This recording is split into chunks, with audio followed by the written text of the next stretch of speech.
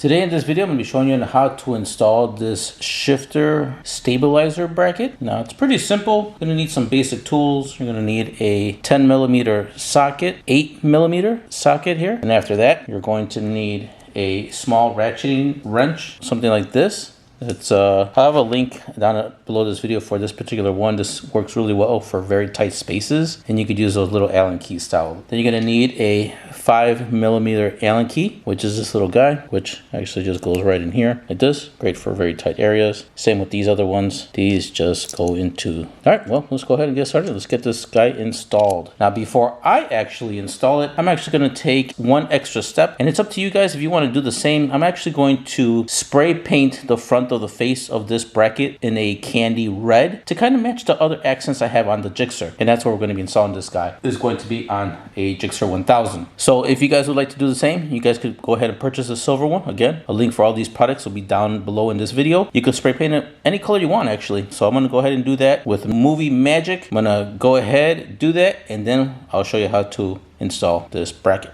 All right, with Movie Magic, here is the part that I just spray painted. Not really airbrush, but just use a spray can and got this nice candy kind of coloring to this bracket. And actually, let me show you the can that I use in case you guys wanted to do the same. You just want to make sure that you clean the part with isopropyl alcohol, and then just give it a, the more coats of spray you do, obviously the darker the color is going to be. All right, now here is the one that I use. And if you guys wanted to do the same kind of red, this is it. I'll have a link underneath this video for this particular one, along with some other colors if you choose to do like a different color, or maybe not even do this at all and just keep it silver or whatever color you pick, because they do have a few different colors on Amazon, and if you wanted to select those colors and not do any kind of fancy coloring, you could do that as well. All right, well, let's get started on installing this guy. First things first, you do want to get like some kind of marking. I've already done this on a previous video, or previous installation. You just want to get something to mark, the positioning, because the reason it is because you want to put the linkage back in the same position it was. And if you don't mark it, you may not quite honestly get it to the right position you had it, which will cause a miss shift. But I've already done that, so I just marked my thing. So let's go ahead and get this screw removed, and that's going to be with a 5mm Allen key. All right, so we're just gonna get this on there. Got my little ratchet here, and we're just gonna go ahead and loosen it. Once you loosen it, obviously you can see I already have it all the way up. You have to take the screw out in order to remove this linkage part, and I'll show you the reason why. Once we remove the screw out, go ahead and pop this guy out.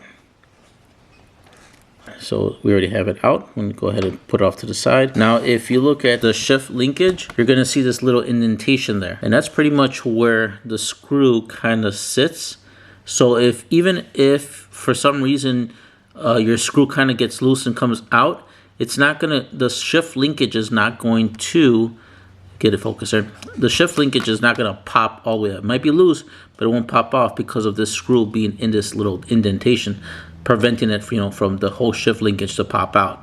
The only way the shift linkage will completely fall out is if this whole screw comes out of there, then the linkage will come out.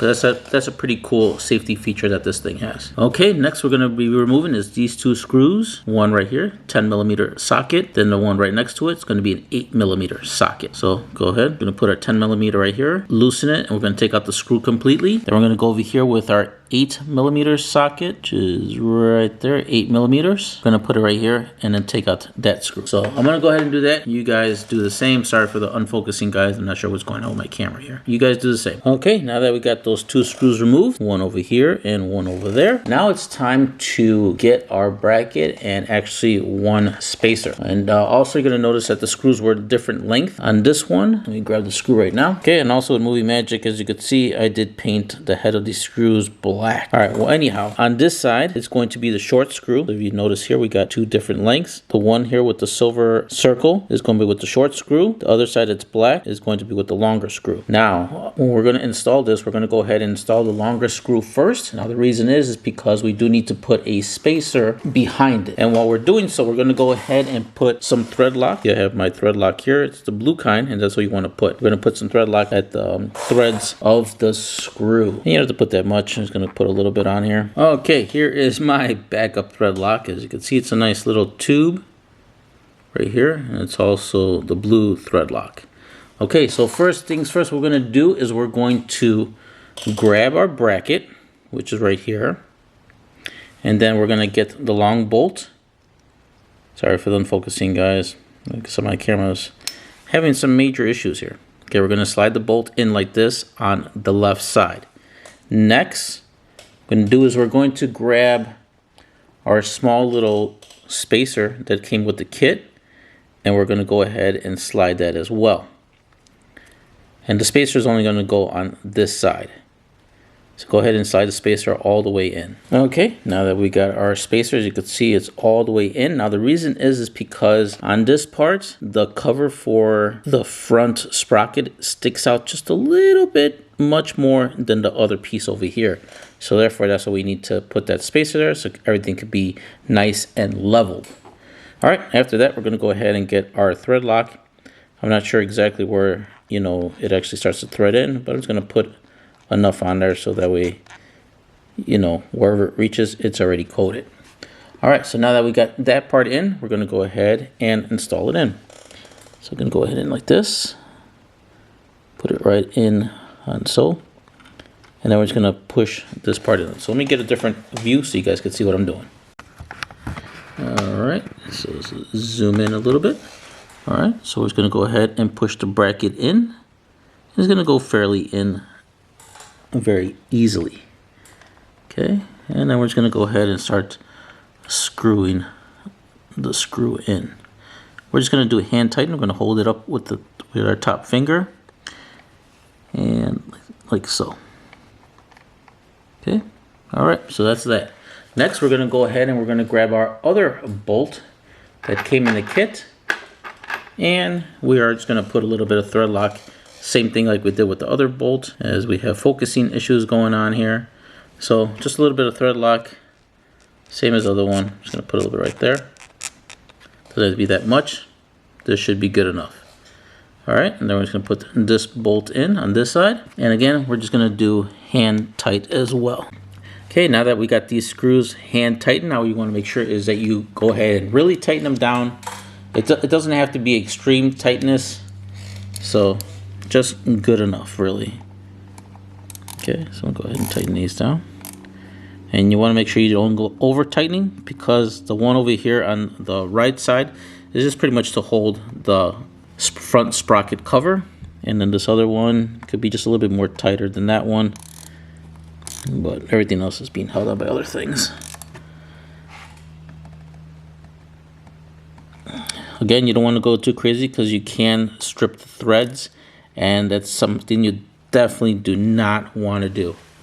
All right, now that we got those pieces already installed, next you're going to grab your spacer that looks like this. And as you can see on the spacer, that kind of has kind of like a little beveled area on this side. But when we flip it over, it's flat. So the flat part goes towards you, and the bevel part goes in towards this way. So bevel part in this way. All right, now that we got that part in, I'm going to go ahead and grab your linkage here. Make sure you line it up with your markings. Okay, so we're going to get that in there. And make sure it's up. All right, and now everything is nice and flush. Without that spacer, the linkage will kind of go in a little bit more, which is fine too. But you kind of want to just make sure everything is lined up and flush together. All right, so next what we're going to do now is we are going to drop more things, because the gravity on this side of the world is much more stronger. But anyhow, we're going to go ahead and we're going to grab our bolt that we had removed, and we're going to also put some thread lock on the threads over here. Okay, there we go. So we're going to go ahead and put some thread lock on these threads. Okay, so just put a little bit of thread lock here.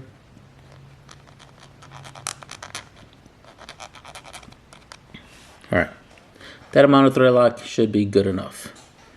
Okay, then we're gonna go ahead and slide that puppy in. Okay, so once you get that screw in there, just go ahead and you can start threading it in. You can do hand tighten for now. Once you get that hand tightened, then you can go ahead and tighten it the rest with your wrench. Again, it doesn't have to be extreme, just tight enough really, because you definitely don't want to be stripping. Okay, you definitely don't want to be stripping those screws, because if you happen to strip the screw, you're going to have to replace this whole entire bracket. All right, so everything is looking good. All All right, so now you're going to be left with your original bolts. You could go ahead and just put this off onto the bench in case you were to ever need these. So that's pretty much concluding the installation on how to install this brace bracket, I would call it, I guess. But as you can see now, since I did paint it, it kind of gives a little bit of an accent color in this otherwise known as a very dark area. I mean, or you could have just gone black, which would have been perfectly fine as well.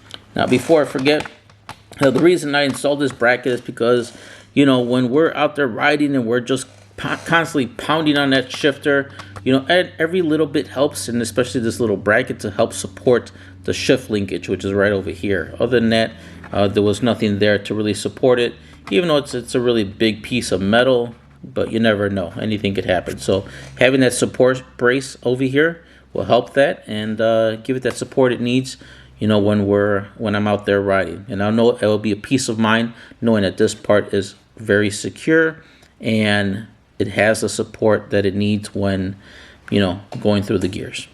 And that's pretty much it for that. As you can see, this is how it looks like. Looking pretty good. Also here towards the bottom. And up towards the top. Looking good.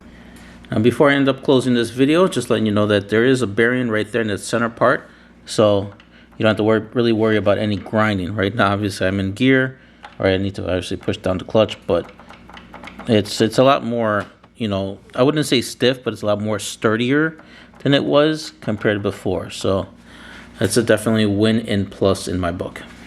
All right, guys. Well, if you enjoyed this video, please smash that like button. If you disliked it, smash the dislike button. Let me know down below why you disliked the video. Or if you did like the video, also leave that down below as well. While you're down there, don't forget to hit the subscribe, the notification bell. Don't forget to check the links for this product and the other products that I use in this video. Everything will be down below. If you guys have any questions, leave that down there as well. Any ideas for any future videos and stuff like that. And that's pretty much it. All right, you guys, take care. Catch you guys in the next one.